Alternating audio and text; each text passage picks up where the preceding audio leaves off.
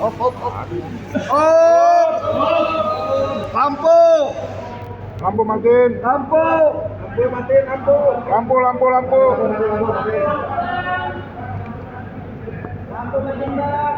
Bati matiin, bati. Matiin. Lalu. Su. Lalu Ahmad Zaini. Lalu Ahmad Zaini. Habis nobar, Pak. Pak, duitnya buat judi, Pak.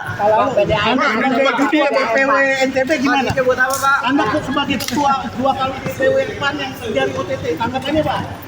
Lalu, Pak. Lalu jujur.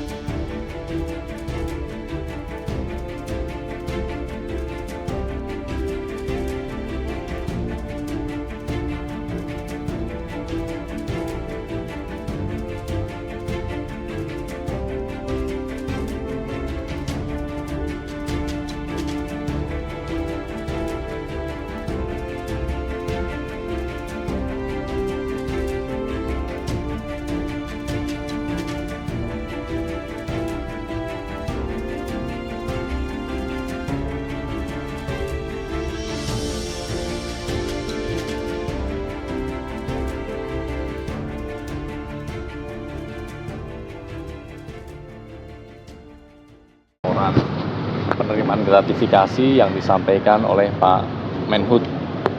Artinya dalam rentang waktu sekitar kurang dari 2 minggu dari batas waktu 30 hari kerja, tim telah menyelesaikan dengan cepat dan cermat, dan hasilnya juga sudah kami sampaikan kepada pihak pelapor.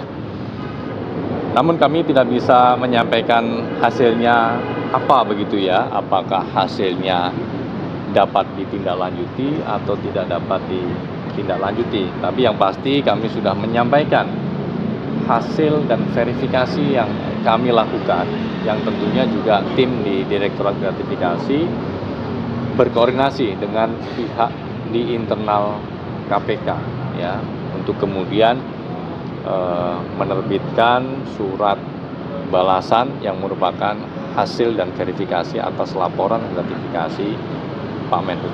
Berdasarkan Perkom KPK kan itu ada aturan bahwa ada klausul pasal yang menyebutkan bahwa kalau ada penanganan tindak pidananya di penindakan, itu laporan gratifikasinya ditolak. Apakah laporan itu hasilnya seperti itu? Tentunya salah satu analisis yang digunakan oleh tim gratifikasi berpedoman pada Perkom 1 2026, diantaranya di pasal 14 yang memang menyebutkan bahwa suatu laporan gratifikasi tidak dapat ditindaklanjuti, salah satunya jika itu diduga terkait dengan suatu tindak pidana korupsi gitu ya. Nah, itu juga menjadi salah satu basis analisis tentunya. Namun hasil dari verifikasi dan telaah yang dilakukan oleh tim gratifikasi kami belum bisa sebut ya, karena memang ini kewenangan KPK adalah memberikan hasil dan verifikasinya kepada pihak pelapor. Mas, artinya kalau KPK menggunakan basis Perkom itu untuk memeriksa laporan gratifikasi Raja Juli, arti KPK secara tidak langsung menolak laporan tersebut, betul nggak, Mas? Ya, untuk hasilnya kami tidak bisa menyampaikan gitu ya. Namun yang pasti dalam proses verifikasi, analisis dan juga koordinasi dengan tim internal KPK, salah satu basis aturan yang digunakan adalah pasal 14 Perkom 1 2000. Lalu kapan Raja Juli diperiksa KPK dalam proses penindakan atau dalam proses penyidikan kasus KPT, Mas? Terkait dengan perkembangan penyidikan, yaitu dugaan suap jabatan dan juga penerimaan lainnya di Kabupaten Kuansing ya, kami akan terus update karena memang penyidikannya juga masih terus berprogres. Beberapa saksi juga sudah dilakukan pemanggilan baik untuk menerangkan berkaitan dengan dugaan suap jabatan yang dilakukan oleh Sekda kepada Bupati dengan melibatkan pihak swasta, dan juga dugaan penerimaan lainnya oleh Bupati, ya, diantaranya berkaitan dengan penerimaan dari KUD untuk pengurusan izin kawasan hutan di wilayah Kuangsi. Yang kemudian dari pengumpulan uang itu Bupati diduga memberikan kepada Pak Menhut, ya, yang selanjutnya oleh Pak Menhut dikembalikan dan dilaporkan kepada pihak KPK atas pengembalian uang tersebut. Informasi itu kan tadi kan diperiksa tuh Ardiles, apakah di pemeriksaan ini terkait dengan mata ataukah totalnya lebih dari 690 juta? Ya. Untuk totalnya kami belum terkonfirmasi karena memang pada saat Pak Menhut melaporkan gratifikasinya, yang dilaporkan hanya berita acara pengembalian atas amplop yang diduga berisi uang tersebut. Nah, artinya kami juga belum mendapatkan nilai atau nominal uang yang ada di dalam amplop tersebut. Namun diduga dari beberapa pemeriksaan penyidik kepada sejumlah saksi, diduga uang dalam amplop itu adalah dolar Singapura yang dikonversi dari pengumpulan uang-uang dari para anggota KUD yang tadinya dalam bentuk rupiah kemudian dikonversi ke dalam Singapura dolar, kemudian disiapkan untuk diberikan kepada Pak Menhut. Jumlah konversinya itu apa benar 46.500 dolar Singapura? Untuk jumlah konversinya nanti kami akan cek karena memang diduga Pak Bupati ini menggunakan beberapa hak atau perantara penerimaan dari para pihak, ya, ada yang dari kepala desa, ada juga yang diduga dari camat, mewakili para petani, ya, sebagai warga desanya begitu, sehingga memang ini dugaannya pengumpulan ini dari banyak sumber, ya. Sehingga ini memang masih terus didalami oleh penyidik, tentunya fokus yang pertama terkait dengan suap jabatannya, yang kedua penerimaan lain yang dilakukan oleh pihak Bupati. Mas Budi ngomong soal kasus penerimaan lain itu tegas saja Mas, spesifik penerimaan lain itu pakai pasal suap atau gratifikasi Mas? 12 B besar. Mas, tadi kan Mas Budi berbicara untuk yang Bupati, ya. Jadi yang ditersangkakan adalah pihak Bupati dengan sangkaan pasalnya suap dan gratifikasi atau 12 B besar. Mas, tadi kan Mas Budi ngomong di awal-awal kalau laporan ini sudah close ya di pencegahan gitu. Betul. Berarti di penegasan aja. Ya, jadi di pencegahan terkait dengan pelaporan gratifikasi yang dilakukan oleh Pak Menhut ini sudah case close.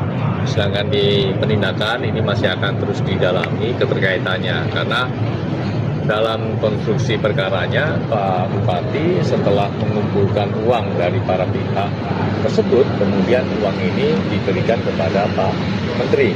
Nah, ini tentu didalami maksud, tujuan, inisiatifnya dari pihak siapa, motifnya untuk apa, semuanya akan didalami oleh penyidik. Dan dalam proses penyidikan ini tentu penyidik juga membutuhkan keterangan dari para saksi untuk menerangkan supaya konstruksi perkara ini menjadi lebih solid. Mas, uang dolar Singapura itu permintaan, ada permintaan atau inisiatif dari Bupati untuk konversi ke dolar Singapura dari Kementerian? Ini juga masih didalami berkaitan dengan motif penuh. Ya, pemirsa, serangan udara Amerika Serikat menghantam sejumlah wilayah strategis di sepanjang pesisir Iran. Salah satunya Pulau Kis yang diserang semalam suntuk. Pemerintah Iran melaporkan tidak ada korban jiwa dalam serangan di Pulau Kis.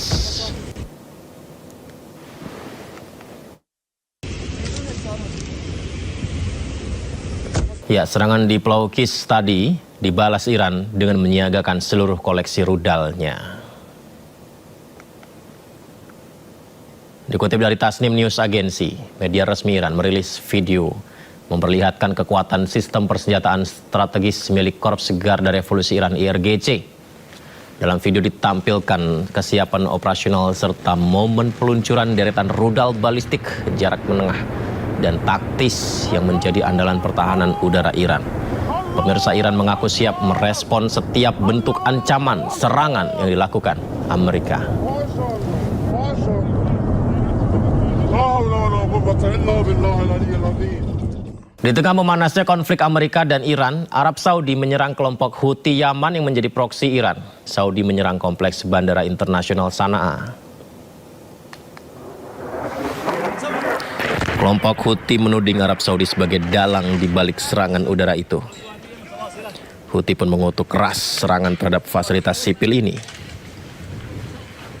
Houthi menyebutkan sebagai pelanggaran fatal terhadap kedaulatan Yaman sekaligus pelanggaran berat atas kesepakatan gencatan senjata tahun 2022.